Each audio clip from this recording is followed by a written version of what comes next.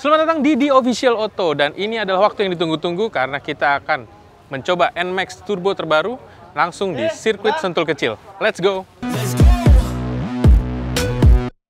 I'm about to go off like a weapon. Fuel to the top, got a filled up engine. In my thoughts, obsession. I will not stop, no, I'm never second guessing.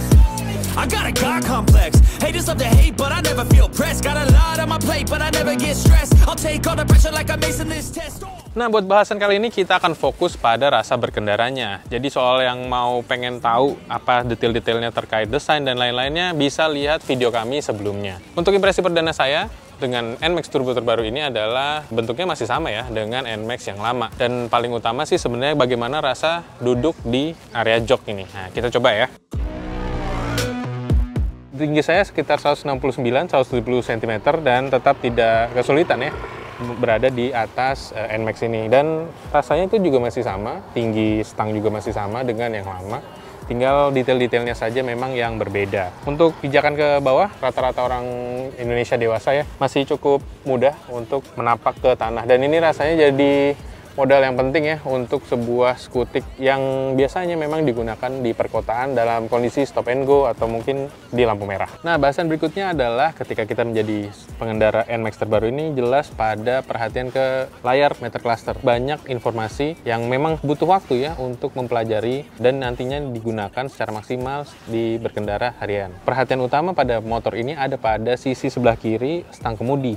Ini tombolnya banyak banget, jadi memang membutuhkan waktu untuk mempelajari dan terbiasa untuk mengoperasikan tombol-tombol ini. Ya, mungkin sehari 2 hari lah udah bisa. Dan sebelah kanan nih ada untuk auto start stop yang ini juga mempermudah saat penggunaan harian. Nah, bahasan kali ini kita akan coba bicara soal fitur YECVT yang kemudian punya banyak fitur. Di dalamnya salah satunya adalah Turbo Y Shift. Cukup membuat pengendalian dari NMAX ini memang menjadi terasa berbeda dibandingkan dengan generasi sebelumnya. Akses untuk ke fitur tersebut ada di stang kemudi di sebelah kiri. Tulisannya Shift. Nah, di sini kita bisa mengatur ya sedemikian rupa menghadapi kondisi jalan. Utamanya sih kalau di sirkuit ini artinya saat masuk ke tikungan. Untuk penggambarannya adalah si turbo ini akan mendeselerasi mesin yang berputar. Jadi tenaganya seperti menggerung ya. Rasanya sih saya bisa bilang ini salah satu fitur yang ditunggu-tunggu sebenarnya oleh pengguna skutik karena jadi lebih terasa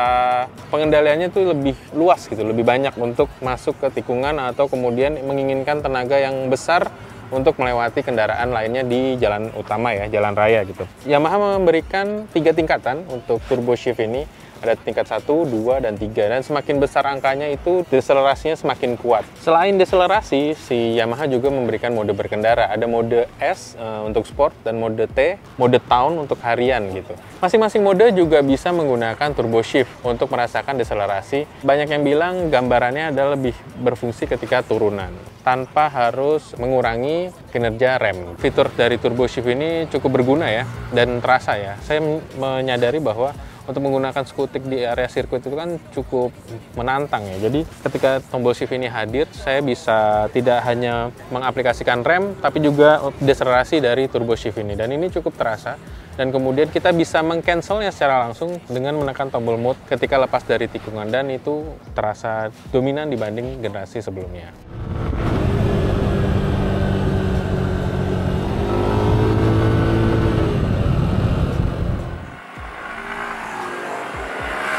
Kesempatan kita hari ini, Yamaha memberikan ketiga varian dari NMAX terbaru. Ada NMAX Ultimate yang paling atas, kemudian NMAX Turbo yang varian menengah, dan NMAX Neo untuk paling bawah. Untuk varian Ultimate dan varian yang menengah, Turbo, itu perbedaannya ada pada aksesoris damper. Perbedaannya saya ngerasa nggak terlalu signifikan ya, tapi cukup penting katanya untuk menjaga stabilitas motor ini berkendara jauh utamanya. Untuk teman-teman yang seneng touring, fitur itu cukup berguna. Nah, untuk varian NMAX yang paling bawah, NMAX Neo ini, kesannya tidak berbeda ya dengan generasi sebelumnya. Memang ada perubahan pada sisi desain, tapi untuk mesin, dia menggunakan mesin Lexi 155 terbaru, jadi mirip-mirip lah gambaran dari si varian terbawah tersebut. Dan tambahan bahasan lagi soal berkendara dengan NMAX Turbo terbaru, utamanya di sirkuit tadi ya. Untuk yang memperhatikan ya, untuk area di sini nih, itu kan didesain lebih mengecil ya dibandingkan dari generasi sebelumnya. Ini membuat rasa berkendaranya bisa dikuasai ya dengan mudah, karena sebelumnya tuh rasanya kayak agak ngangkang gitu ya. Tapi dengan desain baru dan bagian di sini ini terlihat lebih ramping, berkendara dengan NMAX terbaru ini, belokan-belokan itu jadi terasa lebih mudah untuk digerakkan. Tambahan lainnya, Yamaha juga memberikan ubahan pada bagian suspensi, di mana dia lebih panjang 5 mm ya untuk jarak mainnya, sehingga pada saat menggunakan ini di sirkuit tadi, Yamaha memberikannya secara standar ya, nggak ada ubahan untuk racing, terasa lebih stiff ya, dan lebih mudah dikendalikan, manuver gitu, mudah dilakukan. Dan ini juga disuplai dengan ban yang cukup besar ya, depan dan belakang. Depan 110, belakang 130, yang pastinya bikin lebih percaya diri untuk berada di kondisi jalan yang beragam lah. Nah, itu tadi bahasan kita dengan NMAX Turbo terbaru, impresi kita berada di lintasan sirkuit Sentul kecil. Sebagai penutup, saya bisa bilang bahwa ini ada pembaruan yang cukup mengejutkan ya dari NMAX dari Yamaha, yang populer di kalangan masyarakat, utamanya di segmen skutik 150cc. Dan untuk fitur-fitur yang diberikan di NMAX terbaru ini, saya rasa sudah memberikan jawaban ya terhadap perkembangan industri skutik pada umumnya.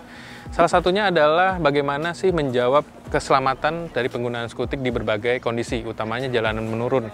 Dan deselerasi yang ditawarkan dari turbo shift ini cukup menjawab bahwa itu bisa dilakukan ya di NMAX terbaru ini, dan saya rasa impresi berkendara yang ditanamkan di sini benar-benar bisa membuat Anda lebih menikmati perjalanan Anda di berbagai kondisi jalan. Nah, Yamaha membandrol NMAX Turbo ini paling tinggi di bawah 50 juta, dan ini jadi salah satu segmen harga yang cukup ramai ya, dan pastinya akan dilirik banyak konsumen. Untuk pengujian kita hari ini tidak menjawab bagaimana impresi dia berada di lingkungan perkotaan ya, terutama pada efisiensi bahan bakar. Apakah berpengaruh dengan hadirnya fitur-fitur ini? Itu akan dijawab pada tes berikutnya. Nah, jangan lupa terus dapatkan informasi seputar otomotif Indonesia di auto.com, carvaganza.com, dan zigwheel.co.id. Dan subscribe channel ini agar tahu informasi terkini seputar otomotif di Indonesia. Sampai jumpa di video selanjutnya.